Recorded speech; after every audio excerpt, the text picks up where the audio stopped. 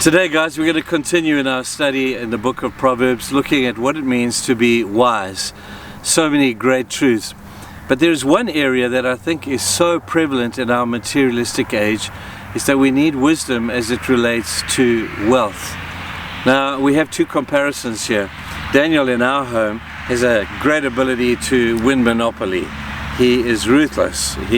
When he wants his money, he wants his money, and he is of all people the most compassionate. But when it comes to Monopoly, Daniel knows how to win, because he knows the golden rule of making money is he who has the gold makes the rules. That's the golden rule. But as I look at Monopoly from a more blasé viewpoint, I just have a more philosophical view to say, hey Dan, you may have a rule, but I have a principle. And my principle, I think, trumps your rule, because my principle says at the end of the game it all goes back in the box. It just goes back in the box. It's kind of like life. We strive and we struggle and we work to make more money, but at the end of the day, people, it all goes back in the box. Now we need to understand a few things about wealth.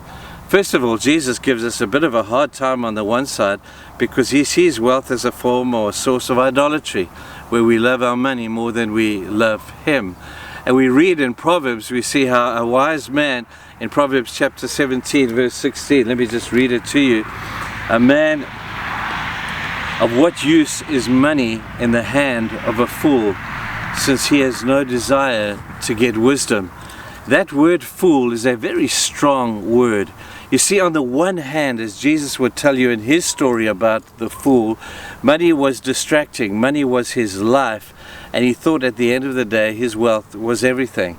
Jesus met a rich young ruler, and he said to the young man, sell all you have and come and follow me.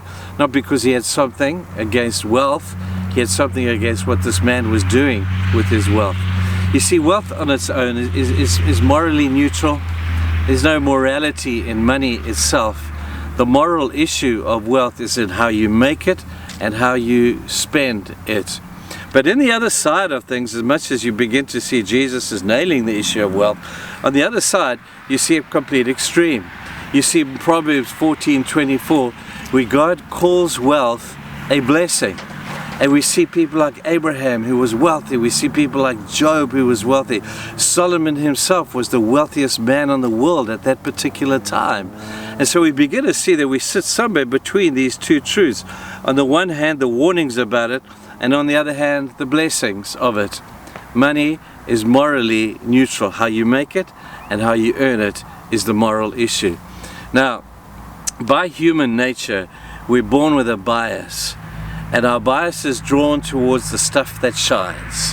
And we look at the money that shines on the one hand, and we have this natural bias toward that thing.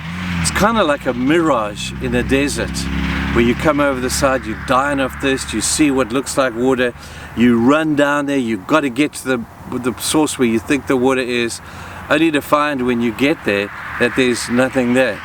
It promised so much, but it delivered absolutely nothing.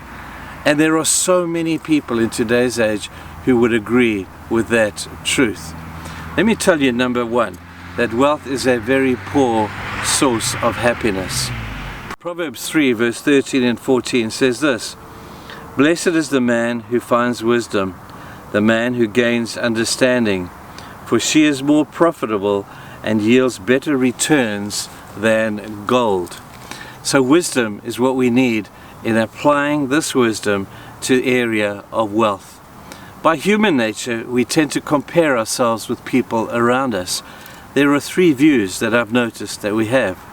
The first view is the upward view, where we look up at people who have more than us and we envy them.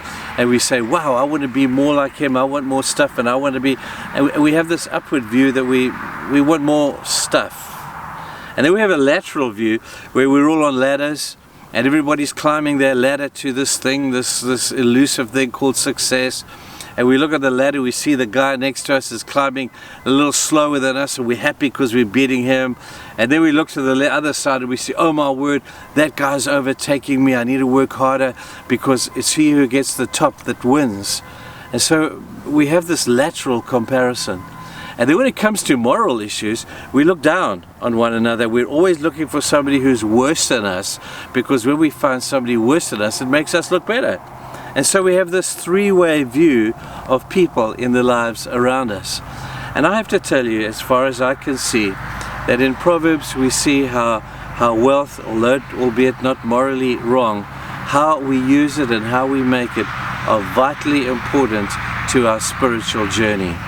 It is a source of possible idolatry, but it's also a source of great blessing. I hope that as we do this little journey through the book of Proverbs and wisdom as it applies to wealth for the next couple of days, that you'll bear with me. But just for today, let's make sure that we understand that wealth is a lousy source of happiness. Solomon says chasing it is like chasing the wind. And if you ever try to chase the wind, it's elusive. You never get there. So bear in mind today, lesson number 1 about wealth. It's a horrible form or a horrible source of happiness.